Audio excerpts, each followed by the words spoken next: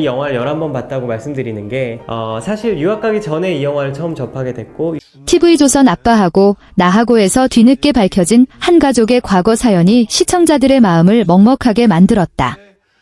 겉으로는 늘 단단하고 이성적으로 보이던 성악가 임형주가 어머니의 거짓말 하나로 치명적인 저거를 갖다가 부르는 거야 갑자기. 저거를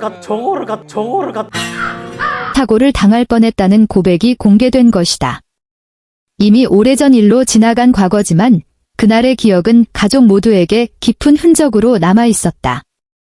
사건은 임형주가 한창 활동에 집중하던 시절로 거슬러 올라간다. 한 영화예요. 보통 많은 작품들이 소설이 원작인 경우에는 영화화가 되면 당시 그의 어머니는 아들의 미래를 누구보다 걱정하고 있었다.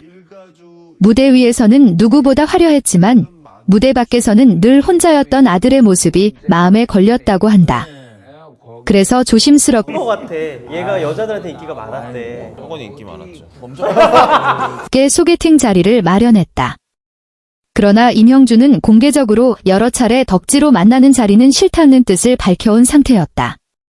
어머니 역시 그 사실을 알고 있었지만 마음 한편에는 혹시나 하는 기대가 있었다. 결국 어머니는 아들에게 차마 솔직하게 말하지 못했다. 대신 몸이 좋지 않다는 말을 꺼냈다. 갑작스러운 연락에 임형주는 크게 놀랐다. 평소 건강을 잘 챙기던 어머니였기에 그 한마디는 그에게 큰 충격이었다. 그는 당시 상황을 떠올리며 머릿속이 하얘졌다고 털어놨다. 공연 리허설을 마친 직후였지만 모든 일정을 뒤로 한 채 급히 차에 올랐다. 문제는 그 다음이었다. 걱정과 불안이 뒤섞인 채 운전대를 잡은 그는 평소보다 훨씬 빠르게 도로를 달렸다. 음악가 중 한 분이시죠. 요시마타 료가 OST, 오리지널 사운드 트랙을. 비가 내리던 날이었고 노면은 미끄러웠다. 급하게 차선을 변경하던 순간 차량이 크게 흔들리며 중심을 잃었다. 자칫하면 대형 사고로 이어질 수 있는 아찔한 상황이었다. 다행히 큰 충돌은 피했지만 차량은 가드레일을 스치며 크게 파손됐다. 임형주는 그날을 인생에서 가장 아찔했던 순간이라고 표현했다.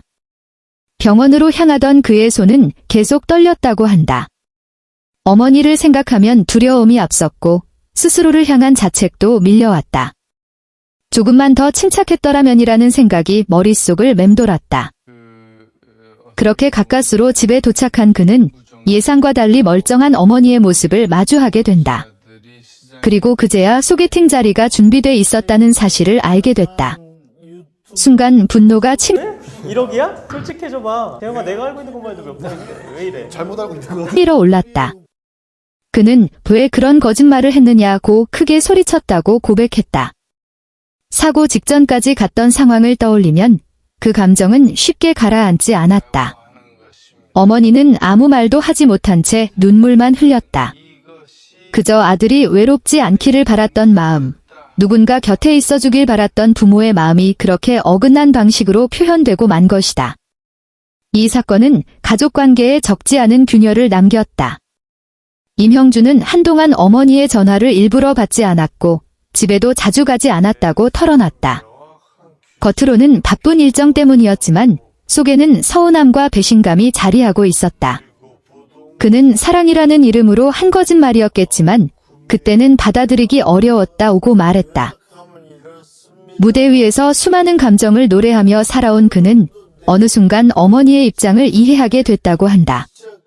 에 위치한 7층 규모의 건물이 하루의 첫 설날 선물이라는 사실이 알려지면서 방송가와 온라인 커뮤니티는 물론 그런 게 로망이야. 나는 아까 직접 보다가 だから僕は何の韓国から 배우 심영탁이 아들 하루를 향한 처가의 남다른 사랑을 공개해 화제를 모으고 있다. 특히 도쿄 중심부의 머리 내정이 더욱 주목받고 있다.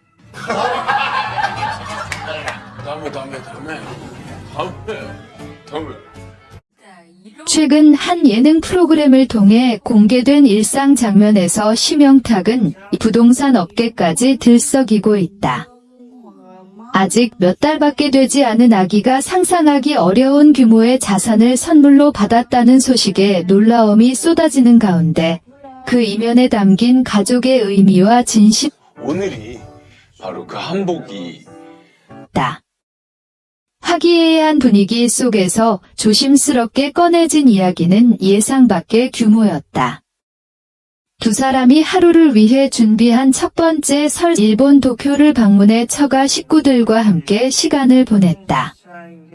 설날을 맞아 모인 자리에서 외할아버지와 외할머니는 손자 하루를 품에 안고 연신 미소를 지었다. 한복이 좀 필요하다고 생각을 했어요. 통 접근성이 뛰어나고 유동 인구가 많은 지역에 위치해 상업적 가치 또한 상당한 것으로 알려졌다. 건물은 지상 7층 규모로 상업 공간과 주거 공간이 복합적으로 구성된 선물이 바로 도쿄 중심부에 위치한 7층 건물이라는 사실이 밝혀진 것이다. 해당 건물은 도쿄에서도 손꼽히는 중심 상권에 자리한 것으로 전해졌다. 교탁은 방송에서 처음 이야기를 들었을 때 믿기지 않았다고 털어놨다. 그는 다지껏지도 못한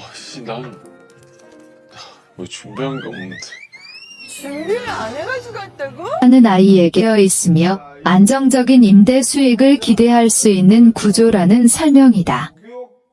단순한 선물이라는 표현으로는 부족할 만큼 장기적 자산 가치가 높은 부동산이다.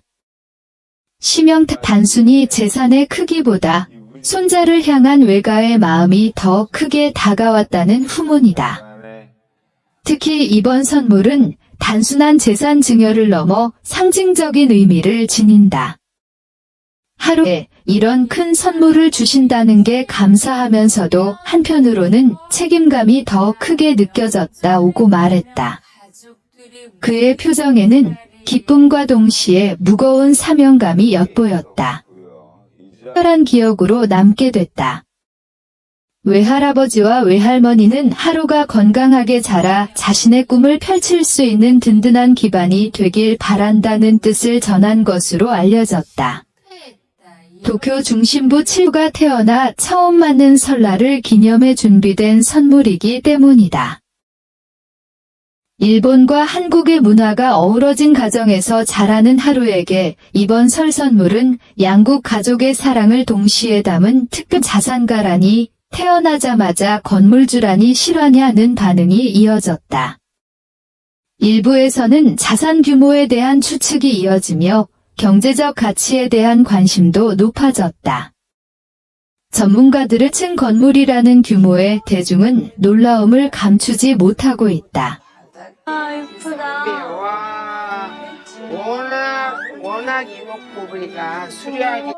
온라인에서는 몇 달 된 아기가 이미 거대한 아이를 향한 사랑기라며 하루가 나중에 이 사실을 알게 됐을 때 부담이 아니라 자부심이 든 해당 지역의 평균 시세를 고려할 때 상당한 금액에 이를 것으로 분석했다.